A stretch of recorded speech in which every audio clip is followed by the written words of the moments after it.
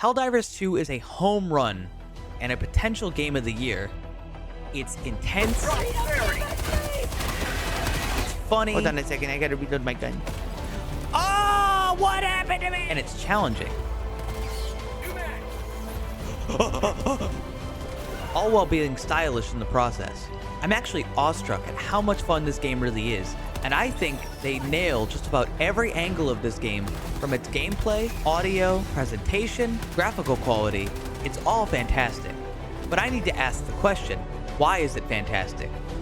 What makes this game so enthralling for so many people, even leading it to reach a peak concurrent player count on Steam higher than Counter-Strike 2? Which is monumental, by the way, considering that it's just on Steam, and this game is cross-play with PlayStation 5 as well.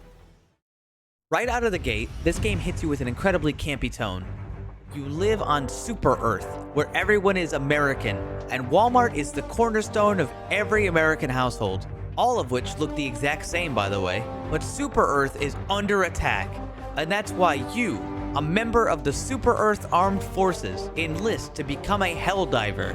Helldivers are just like normal soldiers, but with capes, and a lot of money, and a life expectancy only rivaling Iwo Jima flamethrowers. After your first very effective basic training, it's time to literally dive in. In Helldivers, you're basically an ODST from Halo. Hell, you even look like an ODST if you squint hard enough. Aside from the presentation and tone, graphical quality and art direction really goes a long way. Everything in this game looks good. Every gun looks rad, every effect is satisfying, enemies in this game explode, lose limbs, and continue to fight even without their limbs. I'm actually rather surprised with the gunplay in this game and how satisfying it feels.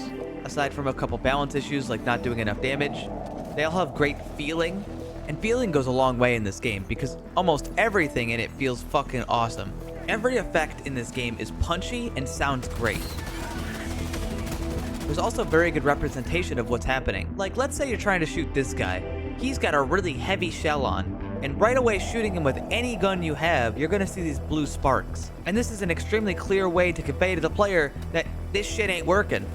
My gun cannot penetrate that armor. It's also important so when you actually do land a meaningful hit, you can actually tell the difference. Speaking of enemies, these enemies are all incredibly designed, where even the weak and easy enemies still pose an incredible threat, as most of the weakest enemies have the ability to call for the strong ones, and a cloud of weak enemies can easily spiral the situation out of control if you aren't careful. And you don't get rewarded for kills, you get rewarded for completing objectives. Enemies also have a ton of variety, along with unique appearances that make them very easy to identify at a moment's notice, which helps a lot with how fast the gameplay can be. There's rarely any confusion. It's almost always immediately clear who is what, which speaks volumes about how well designed each one is. For Terminids, you've got small bugs, slightly larger bugs, bigger bugs, even bigger bugs. Seriously, these fucking things just keep getting bigger. Alright, I haven't been talking about it, but most people who play this game, especially around launch, only experience Terminids. Even now, a majority still fight just the bugs, and I've been intentionally ignoring it, but we're going to talk about the automatons. Aw, motherfucker.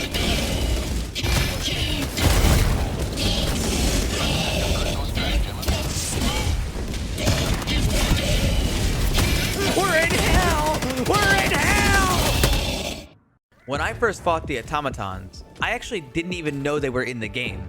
I was playing for about 10 hours and I had been streaming it, so it was all in one sitting. And I had avoided all spoilers on this game, and I just happened to catch that they existed on the very far left side of the map at the time. I didn't know it was a thing. Solar system. I've been playing this game for 10 hours and didn't see that there's another one on the opposite end. But it's like red, so it might be really bad. And my immediate shock and horror was something I can't put into words fully. Everything had gone wrong. What I absolutely love about the automatons is the stark contrast from the Terminids in both theme and gameplay. If the Terminids are like Starship Troopers the movie, then automatons are like Skynet in the future war from the first Terminator. Everything feels amplified to the maximum against these guys. Dropships constantly being called down, giant behemoths rushing at you with flamethrowers, chainsaws and rock.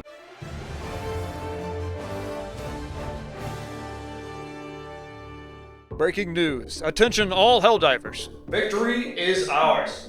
The socialist automatons have been purged from their last desperate footholds within our galaxy. Liberty and democracy have been made safer thanks to your valiant individual sacrifices.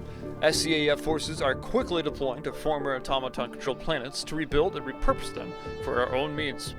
I should also use this time to remind you that if you like these videos and want to support the channel, the Patreon is in the description, which is always appreciated. Our forces now shift to the Terminate Front, where Helldivers are being deployed to pave the way for additional E710 farms. As we expand the reaches of our great and prosperous society into former automaton space, greater numbers of resources will be needed. We must be prepared. Bring that E710 home, Helldivers! So, let's talk about the live service angle of this game. Everyone is contributing towards the same goals and pushing this game-wide narrative forward. During the writing of this script, we've actually wiped out the automatons entirely. They're not even on the map anymore. This is likely going to tie into the next event. Freedom's greetings. I'm Coretta Kelly. In a shocking development, a massive automaton fleet has invaded Cyberstan and the surrounding system. Let's talk about teamwork. In a co-op game, it's vital to get this right, and many games fail to capture that aspect of teamwork properly. So I'm happy that Helldivers 2 is encouraging teamwork through multiple factors. One aspect is stratagems, which are equipment that you can call down, such as turrets, bigger weapons, airstrikes, all of it. A player can only take 4 at a time, sometimes only 3, and this already forces good coordination between you and your teammates. On top of that, you have a lot of weapons in this game, with a lot of upsides and downsides. I guess the railgun joke doesn't work anymore because they nerfed it. Coordinating with your team can help you fill up all the avenues for what needs to be taken care of at any given time, which can massively assist with team synergy. This has also helped with how difficulty works. There are 9 difficulties, and difficulty does not scale up enemy damage or health, just the amount of enemies and the type of enemies. This means a level 5 player is still capable of playing even the highest difficulties, which actually continues further when you start utilizing team weapons, which are weapons that can be operated solo, but are designed to be operated with teammates, allowing for significantly increased performance overall. Take the recoilless rifle. It's a single-shot rocket that comes with a backpack of ammo. If you, the shooter, have the backpack, you have the reload animation that's pretty long. If you, the shooter, have a teammate wear the backpack instead, you can fire it significantly faster, allowing for more immediate damage. This kind of stuff adds so much to how the game plays and functions, and it's only going to keep getting more involved with the inclusion of more difficult enemies, new factions, and new weapons. Now, I've been absolutely yapping about this game, but have I really answered the question of what makes this game so special? Well, a lot of what makes this game special is the sum of all of its parts. And I think the biggest reason this game has blown up and has been praised so much is just how much fun it is. Which I already said, and it's obvious, but I want to make my point on a larger scale. In the current gaming climate, where every hyped up game is disappointing, milked for so much microtransactions, games released unfinished with a "it's a live service, we'll finish it later" mentality. It's so refreshing to have a game actually care about its players and how much fun the game is to be played. It's like I've gone back to the good old days of gaming, where they were meant to be enjoyed. And I think everybody sort of feels that too. We're also in a hyper-competitive gaming climate as well, with every multiplayer game being ranked, having high-intensity PvP that makes people frustrated and upset. This game manages to be challenging without being a pain in the ass. You go in, you try your best, but it's completely low stakes. Team killing happens all the time, in the good way. Missions spiral out of control, but even when you lose, there's really nothing lost. You always have a good time. It's actually really wonderful to see. Even playing with randoms can be a real treat. I can't pretend to know what the future holds, but I know I'm really excited for it. And I wish Arrowhead Game Studios the best of luck, and I hope they continue to impress and continue to breathe new life into the genre of games that you play because they're fun, and not because you want to rank up. You know what's kind of odd? Writing scripts about a live service game. Since writing the script, a lot of things have happened, and a lot of things said in the video are newer and older. Mechs weren't added to the game when I first started, and now we have these big strider guys, gunships, new weapons, and community goals.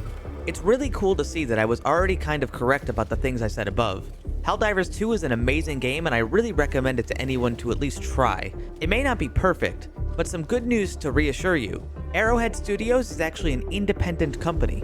similar to Valve. This means they do not have to answer to shareholders, and no one tells them what to do except for themselves, even with the grown scope given the massive success this game has been. They are partnered with Sony, but as the CEO has stated, Sony has said, just make a good game, we trust you. There is probably some contract requirements, like an update schedule or adding war bonds once a month, but for the most part, they're free to do what they'd like. Their CEO has also been very communicative, and I really like to see that. And you know what else I like to see? Your comments, because I actually read all of them. Liking this video and leaving a comment of any kind will massively help the growth of this channel and its video's performance. If you're already playing Helldivers 2, I'll give you a question to answer.